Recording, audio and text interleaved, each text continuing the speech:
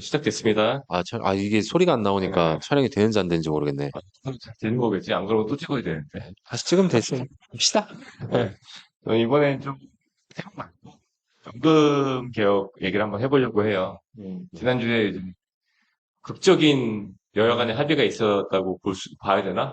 나는 사실 극적이라기보다는 좀 야합인 것 같아, 사실은. 조금 비겁하다는 생각이 먼저 들더라고. 나는 그러니까 나도 요새 정치나 뭐 이런 거 되게 뉴스 많이 보긴 하는데, 사실 연금 그 개혁안 나온 거, 그건 아예 안 봤거든요. 음. 근데 사실 연금 우리가 내야 돼? 아니, 아, 그 젊은 국회의원들도 막 반발을 했다. 이렇게 개혁하는 게 어딨냐라고. 언뜻 그런 기사는 본 적이 있는데, 우리 진짜 사실 그렇잖아. 우리 못 받는 상황이야. 거의 개혁한다고 해도, 이게 이 상태로 계속 흘러가면 또 어떻게 변할지도 모르는 거고, 그냥 지금 받았으면 안 돼? 그래서 한번 우리가 어쨌든 지금 현실은 시궁창이지만 어떻게 흘러가야 될지 좀 이상은 생각해 봐야 되잖아. 그래서 한번 그 부분에 대해서 한번 생각해 보려고, 얘기를 해보려고 하고, 일단 결론은 좀 이번 건 너무 실망스러웠어. 왜냐하면은 최초에 이제 그 논의가 됐던 안 중에 하나는 뭐 젊은 사람들, 예를 들어서 20대, 30대는 좀 요율을 장기간에 걸쳐서 천천히 올리고, 이제 좀 있으면은 얼마 안 있으면 받게 될 50대 중후반은 좀 빨리 올리자, 요율을. 이제 9%에서 13%까지 올리는 거잖아, 4%를. 이제 나이 드신 분들은 조만간 받을 테니까 빨리 올리고, 그다음에 20대는 그거보다 한 두세 배의 기간에 걸쳐서 올리자. 약간 이런 컨셉이었는데, 이번에 어떻게 주고받다 보니까 그냥 일률적으로 다 올리게 되더라고. 올린 거네, 그냥. 다 올린 거지. 그리고 더 내고 더 받자는 컨셉으로 또 뭐 수령액 도 올린 거지, 사실은. 근데, 근데 이게 그러면은 이게 지속 가능하냐가 문제인데, 그냥 지속 가능하다기보다는 좀 기금 고갈을 좀 늦춘 것밖에 안 되더라고. 그래서 한번 요 부분에 대해서 얘기를 해보려고 그러고, 여기에 대해서 이제 그 우리랑 비교할 수 있는 나라가 캐나다더라고. 캐나다는 지금 이거 화면 띄워놓은 거를 이제 캐나다 인구수 되게 어, 적은 걸로 알고 있는데. 그치. 지금 우리나라 국민연금이 여기 운영 규모를 보면은 우리나라는 1200조가 넘어. 지금 현재. 그리고 캐나다는 700조밖에 안 돼. 근데 지금 현재는 그렇지만은 2050년의 예상을 보면은 우리나라는 2060년 전에 고갈되는 거고 캐나다는 3,500조로 늘어나는 걸로 돼 있어. 나는 궁금한 게, 일단 2050년 운영 규모를 산정을 할 때, 음, 우리나라 57년에 고갈 예정이라고 나와 있고, 쟤는 늘어난 걸로 나와 있잖아. 음, 근데 저 운용 규모가 지급하는 것도 있을 텐데, 음, 내가 알기로는 항상 주식을 하면 연기금 주요하게 보거든. 음, 연기금 애들이 어떻게 움직였는지. 그렇지. 그러니까 걔네가 투자 운용도 하는 거잖아. 어, 근데 그 투자 운용도 되게 못하는 걸로 알고 있는. 그러니까 봐봐. 연금에서 얼마 날렸다 막 이런 뉴스 막 나오잖아. 그치. 어디 투자해가지고. 연금은 주면서 굴리니까는 뭐, 버는 돈도 있고 줄어드는 돈도 있는 거야. 근데 그걸 감안하더라도 캐나다는 5배가 늘어나는 거고 걔네, 우리나라는 빵원이 되는 거거든. 걔네가 운용을 잘하나? 봐봐. 여기 보면은 수익률이 올해는 국민연금이 이제 운용을 잘했다. 수익률 하지만 문자를 못 봤네. 10년 동안 우리나라는 4.7%, 캐나다는 10%가 넘어.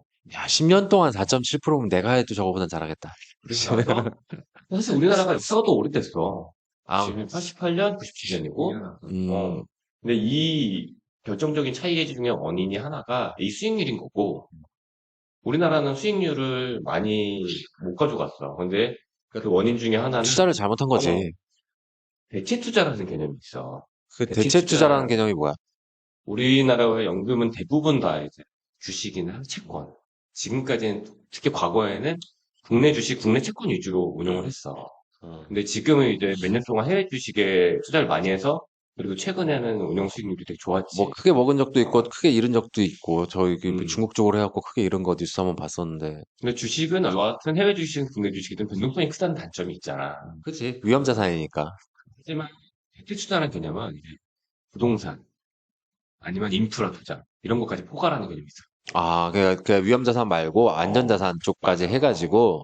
근데 우리나라는 대체 투자 그런 투자를 담당하는 인력이 100명이 안 되고 지금 음, 캐나다 연금이라는 500명이 넘고 그러니까 우리나라는 얼마 안 되는 인건이 1인당 운영 규모가 크고 캐나다는 1인당 운영 규모가 적고 근데 또 이런 담당 인력 연봉이 우리나라는 2억 되고 캐나다는 32억이야. 그래, 우리나라 원래 연봉이 너무 적다니까. 우리 좀, 내 월급 빼고 다 올라. 나도 아니, 이제 월급쟁이라.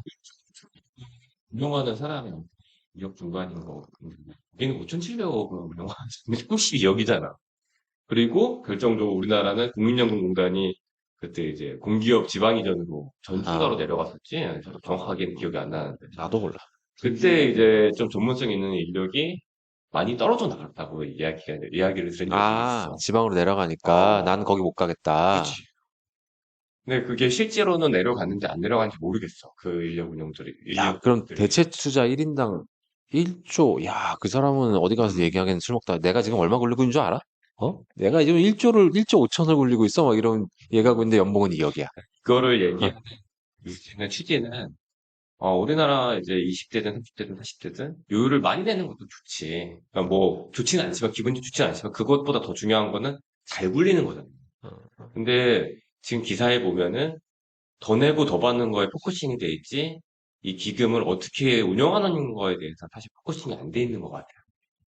그 이슈가 어쨌든 국민들 입장에서는 걔네가 어떻게 운용을 하든 몰라. 알 수 있는 방법도 없고. 근데 이건 내 개인적인 생각인데 국민들은 얼마를 내고 얼마를 받을 수 있느냐가 중요해. 음.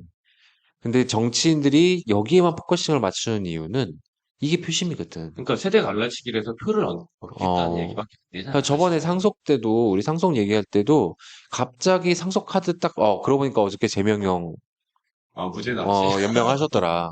이제 또 판세가 혼돈의 카오스로 가게 됐는데, 어쨌든 상속세 때도 민주당 쪽에서 작년에 거부해놓고 갑자기 카드를 들고 나온 이유가 이제 탄핵 가시화되고 막 그런 건 있으니까 이건 정치적인 이유가 되게 무난하지 않나. 라는 이런 생각을 했었는데 요것도 보면 마찬가지인 것 같아. 근데 나는 여기서 궁금한 점이 종혜 너는 뭐 여기 앉아 있으려고 나왔니? 뭐 얘기하시죠. 근데요, 위에 사람들도 다 생각이 있어서 했겠는데, 저는 단순히 이 수익률만 가지고는 국민연금이 뭐 잘못했다 이런 생각은 안 들고, 우리나라에 고령화돼서 그거만큼 연금 쌓는 걸 많이 써야 되기 때문에 고갈되는 거는 캐나다랑 둘이 비교하기엔 좀 무리가 있는 것 같긴 해요. 사실 네 말대로 저걸 분석하려면은 캐나다의 인구 구조부터 인구 음. 피라미드 같은 거 있잖아. 그거부터 보면서 해야 되고 우리나라는 사실 지금 완연한 역삼각형이잖아. 이거 있잖아요. 어, 그 사실 우리 윗세대 베이비붐 세대는 어마어마하게까지는 자식을 많이 낳으셨고 음, 우리 세대는 자식을 한두 명 낳은 세대라서 사실 아래층이 되게 줄어들고 있는 구조야. 심지어 맞아. 의학 발달로 수명이 연장되면서 음, 이제 노년층이 더 늘어나고 있는 일본이랑 비슷한 구조가 돼버린 거지. 네. 근데 그런 부분도 물론 분석을 해야 되는데, 이 연금, 형한테 얘기 듣고 나니까 연금 개혁이 참 근데 제 생각에는 잘, 조금이라도 이렇게 좀 변화를 줘야 앞으로 나가지 않을까요? 계속 그냥 가만히 있다기보다는, 물론 저도 연금을 많이 내는 편은 아니지만, 지금까지는. 음, 그래도 뭔가 변화를 조금씩 줘야 그래도 너 회사 생활 때 많이 내지 않았어? 저, 엄청 많이 냈잖아요. 괜찮은 연봉을 받으신 걸로 알고 있는데, 회사 생활할 때. 회사 생활인데, 그래도, 저는 그래도 변화 좀 있어야 된다고 생각은 해요. 변화는 있어야 되고, 생각해보니까 그것도 있었네. 그 연금 개혁 관련해가지고 프랑스인가?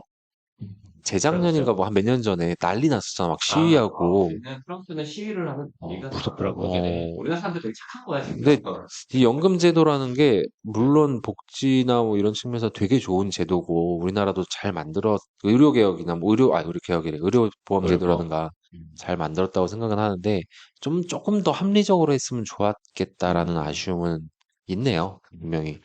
그러니까 내가 얘기장 또 하던 말을 좀 두 가지를 요약해서 얘기를 하면 첫 번째는 화면에 띄어낸 대로 일단 기금이 고갈되지 않으려면 잘 운용을 해야겠지. 좀 운용을 이제 주식이나 채권 위주로만 가지 말고 이런 다른 나라처럼 좀 대체 투자도 한번 고려해보자. 이런 거였고 두 번째는 이제 사실 나중에 이번 연금개혁 그 안에 보면은 나중에 모자란 부분은 국가가 보장하겠다. 지급 조항을 넣거든. 사실 그럴 거면은 그러면 그거 어, 세금이잖아. 그치 다 세금인 거지. 근데 지금 운용을 잘하는 것도 중요하고 운용 금액이 커지면은 운용 수익도 똑같더라도 운영의 이제 수익의 절대 그러니까 경험이 수익률이 들어갈 거잖아. 똑같으면 어, 절대값이 커지니까. 그치. 근데 그럴 거면은 지금 당장 국고를 차라리 세금을 걷는 거를 요게 일부러 좀 보전을 해줬으면 좋겠어. 넣어줬으면 좋겠어. 그대로 갈래요? 어쨌든 얘기를 들어보세요. 근데 좀 있으면 이제 수령하시는 분들이 연금 소득세를 내잖아.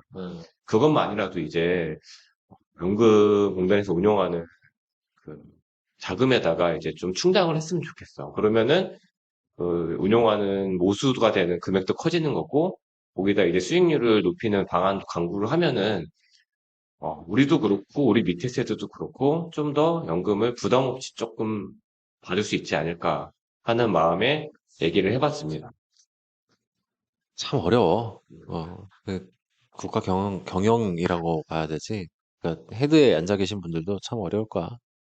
기다려 봅시다. 뭔가 더 좋은 결과가 나오겠지. 어떻게 생각하면 이게 무거워졌습니다. 네, 오늘은 여기까지.